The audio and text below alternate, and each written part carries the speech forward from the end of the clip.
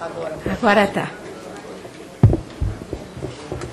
Bom, muito obrigada, excelentíssima deputada Fátima Bezerra, presidente da Comissão de Educação e Cultura da Câmara dos Deputados, deputado Lelo Coimbra, vice-presidente da comissão, os demais membros e suplentes da Comissão de Educação e Cultura. Muito bom dia, prazer estar com todos aqui, deputados, artistas, amigos, representantes do Ministério da Cultura. Quero cumprimentar todos e todos do setor cultural. Em primeiro lugar, quero dizer a todos que este dia de hoje tem, para mim, tanto um sabor especial quanto um significado objetivo, porque é a primeira vez que entro nesta casa na condição de ministra da Cultura do meu país. O sabor especial de entrar nessa casa, num espaço que pertence a todas e todos os brasileiros, desde que consolidamos e estamos ampliando nossa democracia na combinação de suas dimensões política, social e cultural. O significado objetivo, por sua vez, está no fato de que, sendo ministra, venho aqui conversar com os representantes eleitos da população brasileira em função do desenvolvimento cultural do nosso povo e do nosso país.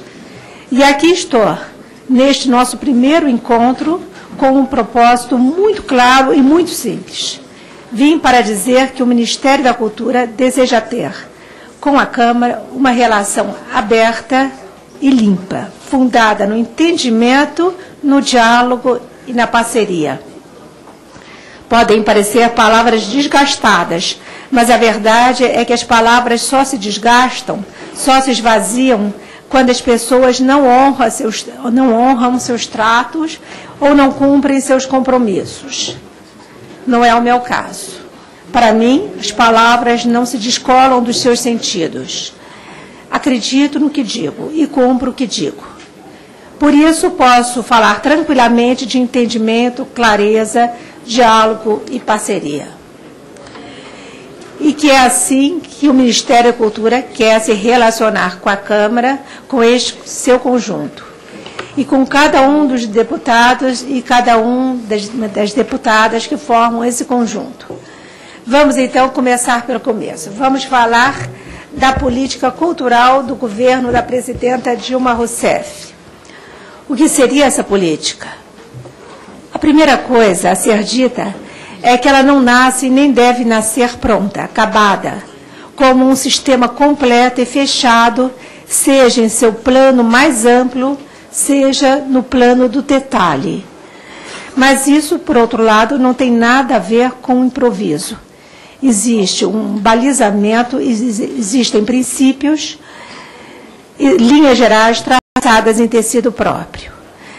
Mas não é um desenho previamente definido em todos os seus quadrantes. É algo que vai se configurando, vai se tecendo no tempo, com base num projeto claramente estruturado que se quer realizar da melhor maneira possível. A própria presidenta Dilma, ao definir o seu projeto de governo, desenhou também o nosso plano de voo.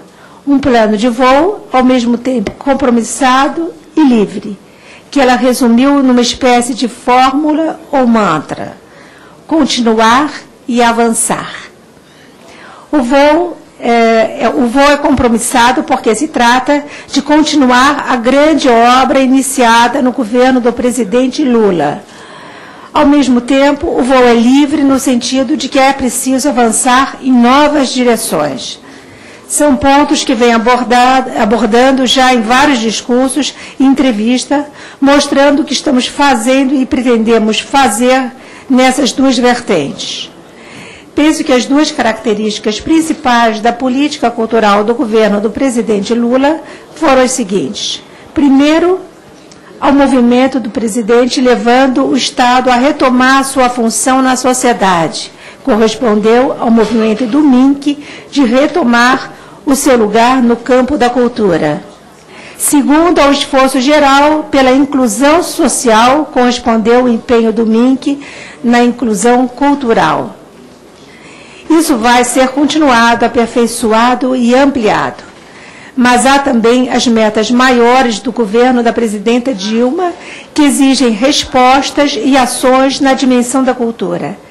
Erradicar a miséria, ampliar a ascensão social, fazer a reforma urbana, combater a violência e o narcotráfico, qualificar o ensino, incrementar a presença do Brasil no mundo. O MINC vai estar presente em todas essas ações. E aqui, além de continuidade, teremos avanços com as praças do PAC, o Fórum Direitos e Cidadania, a criação de empregos na produção cultural, atração de jovens para fora da órbita do tráfico, ação nas escolas, a organização da participação da cultura brasileira em mercados e eventos internacionais, por exemplo, e outros avanços que certamente vêm e virão também das necessidades específicas e da própria lógica interna da cultura. Como já está acontecendo na área patrimonial e museológica, ou como a construção da Hemeroteca Nacional na zona portuária do Rio de Janeiro, que vamos iniciar nos próximos meses, graças a uma parceria com o BNDES, ou ainda com o projeto que estamos elaborando de uma grande biblioteca nacional digital. Aliás, por falar em biblioteca, na semana passada, na Biblioteca Nacional, coloquei uma questão que vou recolocar aqui. Nossa situação hoje, apesar dos inegáveis avanços dos últimos anos, ainda está longe de ser satisfatória. E isto fica bem claro quando olhamos seus extremos. De uma parte, temos uma produção cultural de alta e mesmo de altíssima qualidade. De outra, temos a população que, em boa parte, ainda guarda ou é obrigada a guardar distância dessa mesma produção. Uma população que vive em estado de marginalidade cultural. Nossa questão maior ainda é a da inclusão no mundo da cultura. E vamos ter uma concentração firme nesta questão, que nasce do fato de que, no Brasil, a inclusão social foi maior do que a inclusão cultural. É por isto que insisto sempre em dizer que o Brasil precisa de um luz para todos no campo da cultura. Precisa atingir o patamar do acesso universal aos bens simbólicos e aos serviços de cultura. Mas, se devemos universalizar o consumo, devemos também viabilizar a produção. E levando em conta também que um bem simbólico é um bem cultural, mas é também um produto econômico. Não é novidade para ninguém que a chamada economia do simbólico ou economia da cultura constitui hoje um dos setores mais dinâmicos da nossa vida cultural e da nossa vida econômica.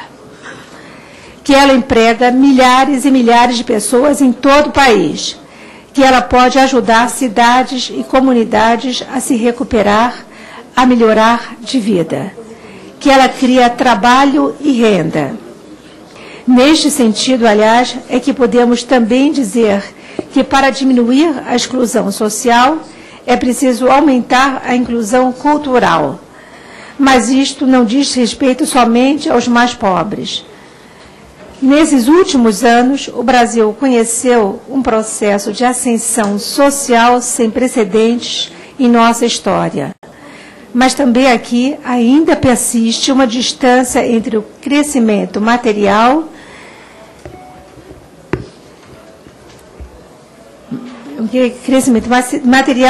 e vivência do mundo da cultura. É por isso que digo que ainda está por ser feito o casamento da ascensão social e da ascensão cultural. Para isso, para superar a exclusão e o afastamento, vamos caminhar junto com outras áreas do governo, mais especialmente em parceria com o Ministério da Educação. Educação e cultura têm que andar juntas, de mãos dadas, pois é juntas que elas formam o segundo sol que ilumina a humanidade, como bem disse o antigo filósofo grego. E é por isso que o MINC quer estar presente nas escolas, trabalhando junto com o MEC, preparando nossas crianças e nossos jovens para viver intensamente a dimensão simbólica ou cultural de suas vidas, contribuindo para a configuração de uma cultura verdadeiramente democrática em nosso país.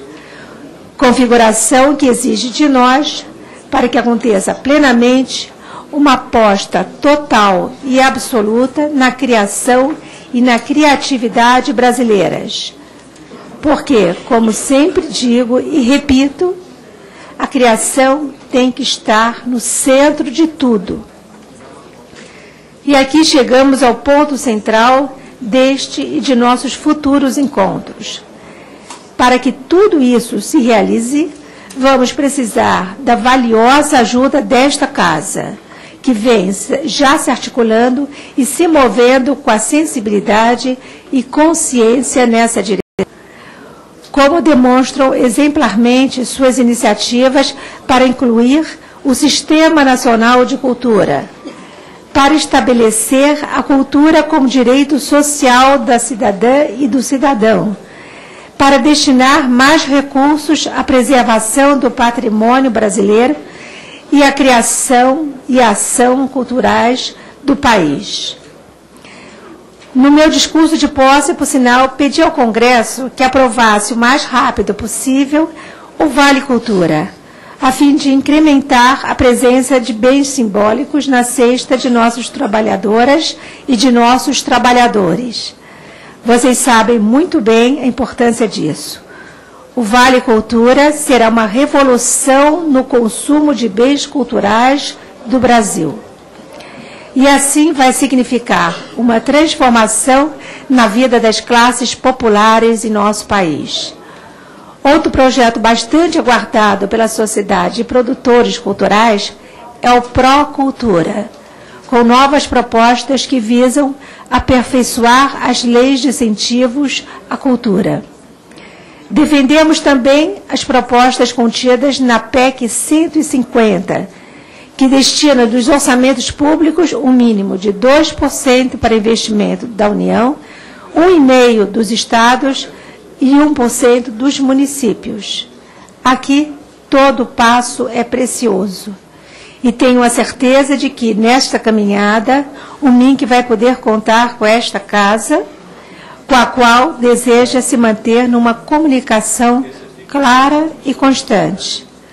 Porque um novo Brasil está nascendo. E desde que a cultura é fundamental nesta grande obra construtiva que estamos empreendendo, temos de cuidar do seu florescimento, de sua disseminação. É assim que vamos contribuir para a transformação genuína e duradoura na vida do nosso povo, na vida nacional brasileira. Muito obrigada.